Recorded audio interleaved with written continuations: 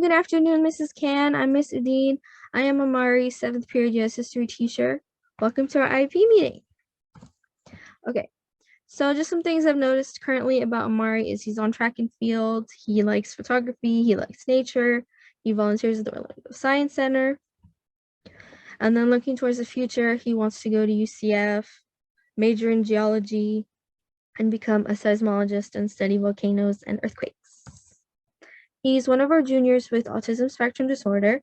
His strengths include daily classroom routines, maintaining focus on a task given to him, speaking up about if he needs help or if he doesn't like something, which helps me as a teacher know where he's at. He's detail-oriented. The two main challenges for Amari are fortitude and transitions. So there's a lot of content, there's a lot of things we do, a lot of exploration that can be overwhelming at times. So just having the perseverance and transitions, because we don't just do lecture and notes all day, every day. We do like 5 different activities every single day. So transitions are a very important part of class. He's pretty good at peer discussions, but just making sure that he focuses and does it the right way.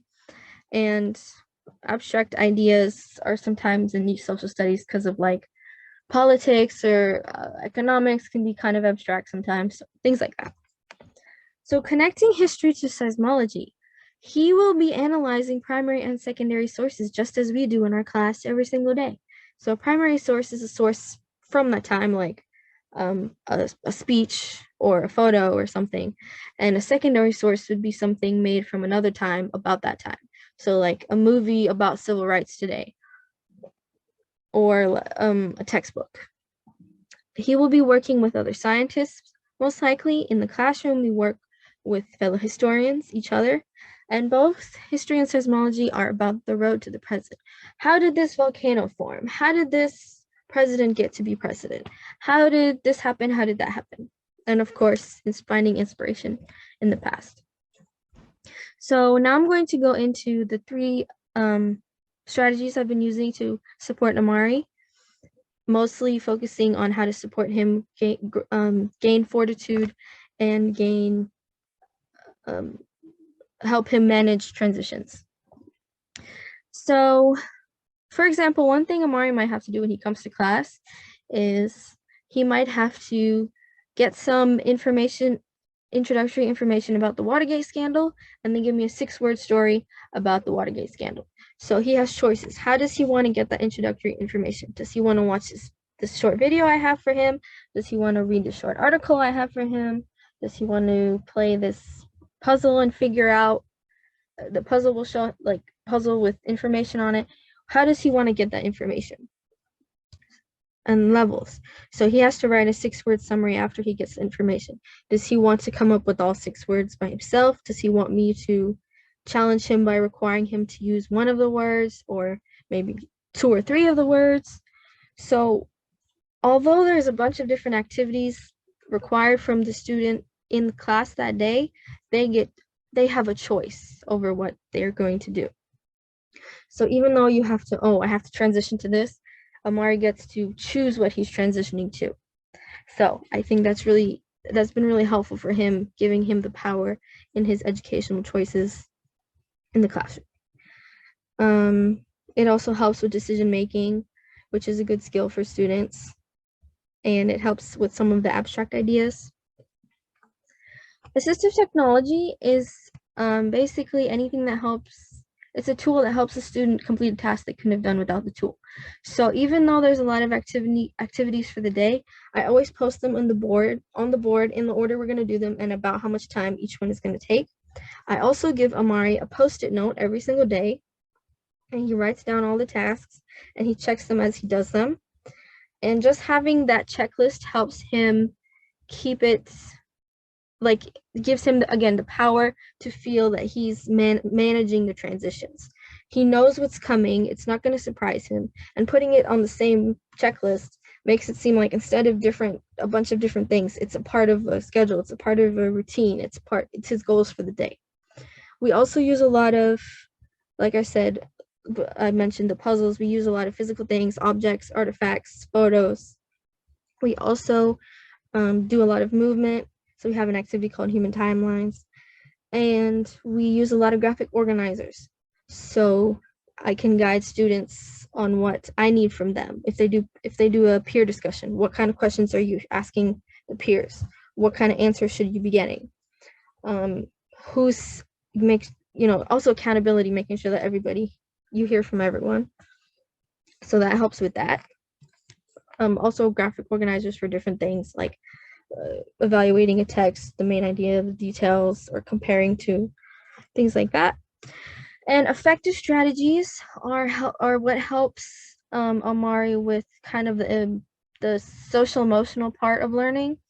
So active I, like I can do this, I can look for this, I will do this. Coping statements, so instead of saying I'm gonna fail this test and then I can't graduate or then I can't do this, use a coping statement is more like, well, if I do fail this test, I can make revisions, or I can review and just do better on the next one because there'll be a next one. Journal bell work. Every day for bell work, I have students complete journal entries that just is kind of like emotional outlet for them, like what's going on in the week, what's something they're excited for. Sometimes I try to connect it to the historical lessons we're doing. And Amari also utilizes a virtual calming room. So it's this website here, and the calming room, and he watches meditation videos sometimes when he gets a little overwhelmed. They have other tools on there, but he usually just does the meditation videos. This is what he's used to that, and he likes that. And there's also like nature videos with music, so he enjoys that. So I wanted to show you this progress monitoring that I've done. So on the left, you can see how many points Amari scored on each task, and there are 4 tasks, A, B, C, D. There were 4 stations he had to do for the Civil War unit in one day. There were 4 stations that he had to rotate through with different tasks. The green is for our Civil War unit. We also did 4 stations again for our industrialization unit. The Civil War unit was before we had the effective strategies or the check-its, the post-it note. And as you can see, the line goes, he was earning less and less points for each station because as he had to keep transitioning to a different activity, it was really stressful for him and he couldn't focus on his work. So he started at 15 points on the first one. He did it. He was very capable of it. But because the transitioning really just threw him off, by the time he got to the second one, he got half as many points. And then if you look at C, it's even less, and then D is on the line because that assignment is missing. I do not have it, which is okay. We have a lot of other assignments. It's not really affecting his grade at this point. Then the yellow line is after our industrialization unit, which was literally the next week. And he did significantly better. He's still getting less points because the transition's still throwing him off a little bit, but as you can see, it's still pretty high up. He's still scoring pretty well. He's still being able to refocus himself and complete the task. And as you can see, even though from A to B, he gets less points, and from B to C, he gets less points, when he goes from C to D, he actually gets more points. So he was able to, for the last station, really engage himself in the activity. So that was awesome.